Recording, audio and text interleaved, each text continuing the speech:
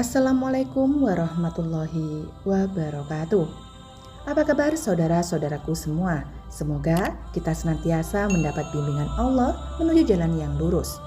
Setiap orang mukmin berharap memiliki rumah yang mendapatkan berkah dari Allah. Kita sering mendengar orang mengatakan bahwa rumah mereka seperti neraka, penuh dengan kegelisahan, konflik, dan kekacauan. Konsep rumah yang ideal bagi seorang mukmin adalah rumah yang memiliki sifat-sifat marhamah, mutmainah, dan mubarakah. Artinya, rumah tersebut memancarkan cahaya ilahi, penuh dengan kasih sayang, kedamaian, dan selalu mendapatkan berkah dari Allah Subhanahu wa Ta'ala. Sebuah rumah yang besar dan mewah tidak menjamin bahwa rumah tersebut mendapatkan berkah dari Allah Ta'ala. Malah, bisa jadi rumah tersebut dibenci oleh Allah. Mungkin saja sebuah rumah yang kecil dan sederhana bisa menjadi rumah yang ideal, seperti rumah Rasulullah yang sangat sederhana, namun mampu menciptakan surga di dalamnya. Hal ini sesuai dengan sabda beliau, "Rumahku adalah surgaku." Lalu bagaimana kita bisa membuat rumah yang ideal atau membuat rumah kita agar disukai dan diberkahi Allah? Agar tempat tinggal kita menjadi rumah yang diberkahi dan disukai oleh Allah, tentu tergantung dengan penghuni yang mendiami rumah tersebut dan memerlukan kiat-kiat khusus. Rumah yang selalu menerima tamu dengan penuh kehangatan dan menghormati mereka akan mendapatkan keberkahan dari ridho Allah Subhanahu wa Ta'ala.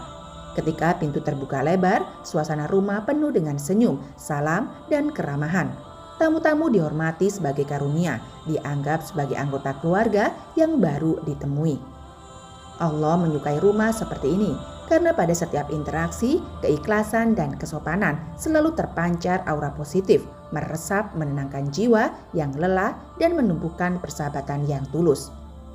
Rasulullah bersabda, "Barang siapa yang beriman pada Allah dan hari akhir, maka hendaklah ia memuliakan tamunya." Ketika kamu datang pada suatu kaum, maka ia datang dengan membawa rezekinya. Ketika ia keluar dari kaum, maka ia keluar dengan membawa pengampunan dosa bagi mereka.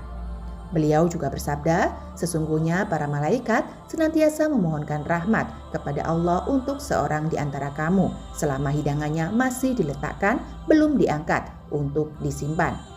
Barang siapa memberi makan kepada seorang muslim makanan yang diinginkannya, maka Allah mengharamkannya dari api neraka."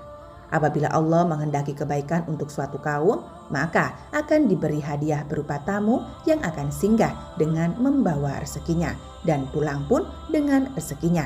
Sungguh Allah mengampuni dosa orang-orang yang berada di rumah tersebut.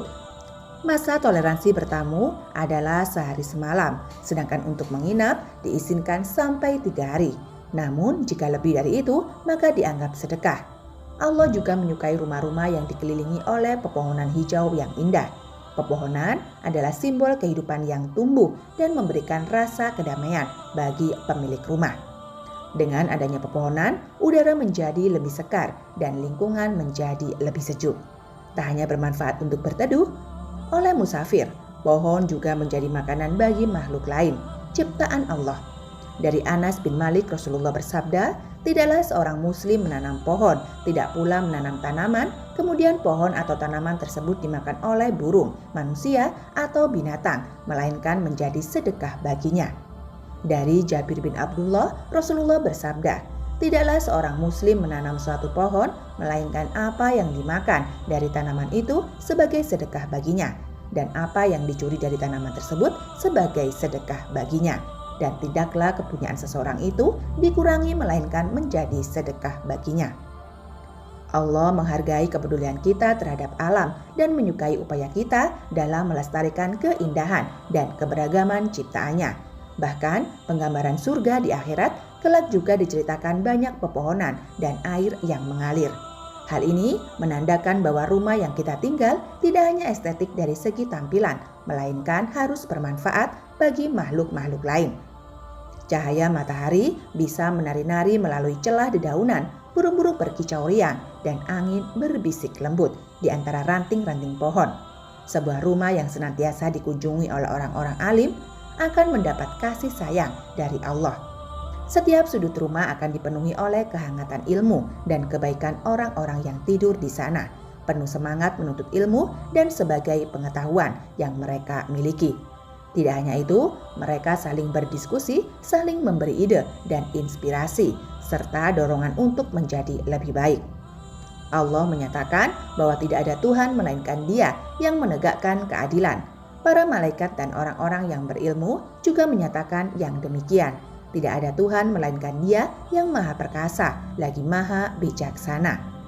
Nabi juga bersabda, barang siapa memandang wajah yang alim dengan satu pandangan, lalu ia merasa senang dengannya, maka Allah menciptakan malaikat dari pandangan itu dan memohonkan ampun kepadanya sampai hari kiamat. Rumah yang sering dikunjungi oleh orang berilmu akan menjadi pusat kebaikan dan kebijaksanaan. Ditambah lagi, orang-orang berilmu ternyata lebih disukai oleh Allah daripada ahli ibadah. Allah memberkahi rumah tersebut karena menjadi tempat berkumpulnya orang-orang mencari ridhonya dan menyebarkan cahayanya. Tak hanya sering dikunjungi orang alim, sebuah rumah yang dijadikan majelis ilmu lebih diberkahi dan diridhoi oleh Allah. Hal ini bisa memperoleh keberkahan yang berlimpah karena rumah yang dijadikan tempat bersilaturahim saja sudah disukai Allah, ditambah lagi berkumpul untuk tujuan ilmu. Di dalamnya terdengar gemuruh saling berbagi pengetahuan, melonjakkan keimanan dan memperkaya jiwa.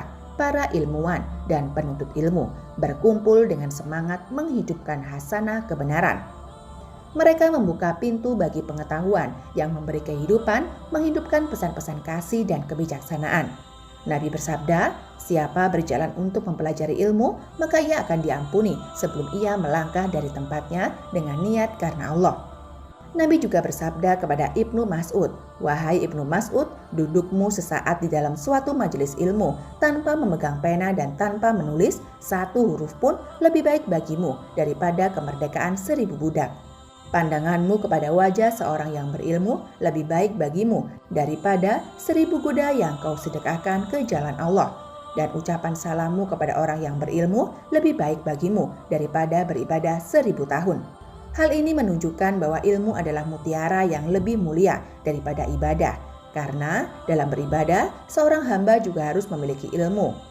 Al-Arkan bin Abi Al-Arqam, tempat pertemuan pertama umat muslim, adalah contoh rumah yang dikaruniai berkah. Di sanalah Nabi Muhammad secara diam-diam mengajarkan Islam kepada para pemeluknya. Di rumah terpencil di dataran Safa, ini banyak yang memeluk Islam, termasuk Umar bin Khattab. Rumah itu menjadi majelis ilmu dan tempat perlindungan bagi as-sabiqunal awwalun atau 40 orang pemeluk Islam pertama. Terbukti selama rumah itu digunakan, tidak ada satupun tindakan penggerebekan dilakukan oleh orang kafir Quraisy.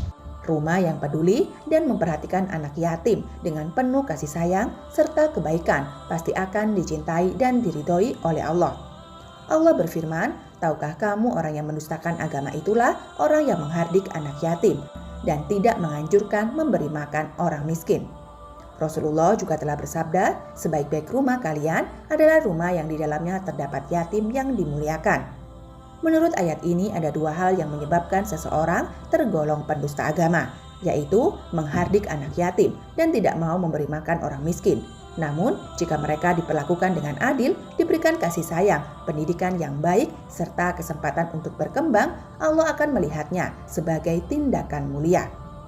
Di sebuah rumah yang penuh dengan ucapan salam keberkahan dari Allah akan selalu hadir. Setiap sudutnya akan dipenuhi dengan rasa kasih sayang dan kehangatan. Setiap anggota keluarga saling menyapa dengan penuh cinta dan kesederhanaan. Allah menyukai rumah seperti ini dan membimbing mereka menuju kebahagiaan yang abadi. Nabi pernah bertemu dengan Abu Umamah, seorang sahabat yang umurnya sekitar 16 tahun. Beliau bersabda, wahai Abu Umamah, ada di antara manusia yang jika aku melihatnya hatiku menjadi sejuk dan engkau termasuk di antara mereka. Wahai Abu Umamah, jika engkau masuk ke rumah, berilah salam kepada penghuni rumah agar menjadi berkah bagimu dan bagi penghuni rumah. Abu Umamah berkata, demi Allah, sejak saat itu aku tidak pernah melupakan nasihat Nabi. Allah juga senang dengan rumah yang selalu digunakan untuk sholat dan berjamaah di rumah tersebut. Keberkahan akan menyebar dan menyelimuti setiap sudut, ditandai dengan suasana dengan penuh ketaatan dan ketenangan yang memenuhi ruangan-ruangannya. Sujud dan zikir yang berkumandang dan memenuhi malam dan pagi setiap sudutnya akan dipenuhi dengan kasih sayang Allah. Allah menyukai rumah-rumah seperti ini, di mana seolah-olah pemilik rumah membuka pintu rumah mereka untuk menerima berkah dari Allah Subhanahu wa Ta'ala. Dalam Al-Quran Surat At-Toha ayat 132, Allah berfirman, "Dan perintahkanlah kepada keluargamu mendirikan sholat dan bersabarlah kamu dalam mengerjakannya. Kami tidak meminta rezeki kepadamu, kamilah yang memberi rezeki kepadamu, dan akibat yang baik itu adalah bagi orang yang bertakwa." Untuk pertama kalinya di Tanah Suci, Allah menciptakan sebuah rumah sebagai tempat ibadah yang disebut sebagai Baitullah. Melalui Baitullah ini, Sang Pencipta memperkenalkan dirinya kepada umat manusia, dan umat manusia pun berusaha dengan sungguh-sungguh untuk mendekatkan diri kepadanya. Allah menjadikan rumah-rumahmu sebagai tempat-tempat tinggal dan kulit binatang ternak yang kamu merasa ringan membawanya di waktu kamu berjalan dan bermukim.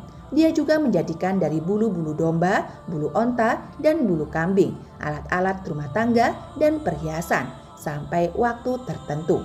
Melalui rumah ibadah Baitullah ini, manusia disadarkan akan pentingnya mengenal sang pemilik dan pemelihara bangunan tua yang disebut sebagai Baitul Atiq. Tujuannya adalah agar mereka tidak merasa cemas dan ingkar terhadapnya, serta meninggalkan amal ibadah di tengah-tengah kesibukan hidup yang mereka jalani. Dengan mengenal Allah Tuhan yang Esa, mereka diharapkan bisa mendapatkan ketenangan hidup yang sejati. Dengan memiliki kekuatan iman dan keyakinan yang teguh, mereka tidak menyembah Tuhan sesuai dengan keinginan hawa nafsu mereka, tetapi menyembah Allah yang benar dan satu-satunya Tuhan. Demikian pula para penghuni rumah yang hatinya selalu terpaut dengan Baitullah akan syarat dengan kemaslahatan, keberkahan, dan ketenangan. Sebuah rumah dengan majelis zikir adalah tempat yang dicintai oleh Allah. Suara-suara yang bersama-sama mengingatkannya mengalir dengan lembut melalui ruangan, sehingga hati menjadi tenang dan jiwa-jiwa terhubung dalam ikatan keimanan. Dalam rumah itu, rahmatnya turun dengan lembut mengisi setiap sudut dengan kedamaian dan keberkahan. Ruang itu bercahaya dengan cahayanya, mengusir kegelapan dan menggantikannya dengan kebahagiaan. Allah berfirman dalam Al-Baqarah ayat 152, "Ingatlah kalian kepadaku, niscaya aku akan ingat pula kepadamu. Bersyukurlah kepadaku dan janganlah kalian kufur." Melakukan zikir dan bersyukur harus selalu menjadi bagian dari pendekatan ibadah kepada Allah. Jika kita menerapkan hal ini dalam kehidupan keluarga, maka akan terbentuk keluarga yang sakinah, mawadah, dan warohmah. Allah berseru dalam surat Al-Ahzab ayat 41 dan 42, "Hai orang-orang yang beriman, berzikirlah kepada Allah, zikir yang banyak, dan bertasbihlah kepadanya di waktu pagi dan petang." Kemudian dalam Al-Quran surat Ar-Rod ayat 28, Allah berfirman, yaitu orang-orang yang beriman dan hati mereka menjadi tentram dengan mengingat Allah. Imam Al-Fudaya bin Iyad berkata, "Sesungguhnya rumah yang disebutkan di dalamnya nama Allah, ia akan bersinar pada penghuni langit dan sebagaimana lampu yang menyinari penghuni rumah. Dan sesungguhnya rumah yang tidak disebutkan di dalamnya nama Allah, ia akan menjadi gelap bagi penghuninya." Hal ini menjelaskan bahwa rumah yang dijadikan tempat berzikir akan diberi nur ilahi bagi penghuninya, cahaya ketenangan, cahaya ketentraman, cahaya keharmonisan, dan kerukunan yang merupakan berkah dari Allah. Sebaliknya, jika rumah tersebut kosong dari zikir dan syukur, rumah tersebut akan menjadi gelap gulita, bahkan ada yang mengatakan rumahnya laksana kuburan. Rasulullah memberikan perumpamaan dalam sebuah hadisnya. Perumpamaan rumah yang di dalamnya terdapat zikir Allah dan rumah yang tiada zikir Allah seperti orang yang hidup dan orang yang mati. Allah sangat menyukai rumah yang selalu diisi dengan bacaan Al-Quran. Dalam rumah tersebut, ayat-ayat suci mengalir dengan indah, mengisi setiap sudut dengan cahaya dan keberkahan, menyatu dengan tangisan anak-anak, tawa keluarga, dan doa-doa yang terucap dengan tulus. Rasulullah bersabda, "Sinarilah rumah-rumah kamu sekalian dengan bacaan Al-Quran." Allah berfirman dalam Al-Quran surat Yunus ayat 57, "Wahai manusia, sungguh telah datang kepadamu pelajaran Al-Quran dari Tuhanmu. penyembuh bagi penyakit yang ada di dalam dada, dan petunjuk serta rahmat bagi orang yang beriman. Kemudian dalam Al-Isra ayat 82, dan kami turunkan dari Al-Quran sesuatu yang menjadi penawar dan rahmat bagi orang yang beriman. Sedangkan bagi orang-orang yang zolim, Al-Quran itu hanya akan menambah kerugian. Setiap bacaan ayat-ayat suci itu akan mengandung rahmat Allah hadir di rumah tersebut, sehingga ketenangan, kebahagiaan, dan berkah melimpah mengalir seperti sungai. Dalam Al-Quran sendiri mengungkapkan, dan apabila dibacakan Al-Quran, maka dengarkanlah baik-baik dan perhatikanlah dengan tenang, agar kamu mendapat rahmat. Rasulullah juga bersabda, janganlah kalian menjadikan rumah-rumah kalian seperti kuburan. Sesungguhnya setan lari dari rumah yang dibacakan padanya surat Al-Baqarah. Menurut para ulama tafsir adanya, perintah menyimak bacaan Al-Quran berarti juga perintah membaca Al-Quran. Jika mendengarkan saja sudah mengandung rahmat, apalagi membacanya. Dari beberapa pemaparan ini, bisa kita ketahui bahwa rumah yang tidak diberkahi dan tidak disukai oleh Allah adalah yang tidak melakukan upaya-upaya tersebut. Selain itu, masih ada tanda-tanda rumah yang ditolak atau dicabut keberkahannya. Rumah yang dipenuhi dengan ibadah memang akan diberkahi oleh Allah. Namun, jika tempat itu disalahgunakan untuk dosa seperti perzinahan, berkahnya akan dicabut olehnya. Tindakan suci dari hati yang tulus di rumah yang memancarkan keberkahan seketika itu akan lenyap karena kejahatan dan dosa yang terjadi di sana. Serta akan ada kerugian dan kehancuran, kemudian berkah Allah tidak akan turun pada rumah tangga yang menyimpan makanan buruk atau yang diperoleh dari sumber yang tidak layak, seperti makanan haram atau meragukan kualitasnya. Makanan yang kita konsumsi mempengaruhi hubungan kita dengan Sang Pencipta. Pintu rezeki yang semula terbuka lebar dapat tertutup dan keberkahannya hilang jika di dalam rumah tersebut ada pengkhianatan. Allah mencintai kejujuran dan kebenaran, dan Dia mengatakan pengkhianat ada banyak. Ayat Al-Quran dan hadis yang menceritakan banyak pengkhianatan akan mendapatkan balasan yang setimpal. Rumah-rumah yang tidak pernah digunakan untuk hal-hal baik dan ibadah berpotensi kehilangan malaikat penjaga. Jika rumahnya diisi dengan kegiatan negatif dan tercemar oleh dosa, malaikat rahmat tidak betah dan akan pergi menjauhi rumah tersebut. Hal ini dapat berdampak buruk pada penghuni rumah tersebut karena mereka kehilangan perlindungan spiritual dan keberkahan. Semoga informasi ini bermanfaat untuk kita semua. Wallahu a'lam bishawab. Wabillahi taufik wal hidayah. Wassalamualaikum warahmatullahi wabarakatuh.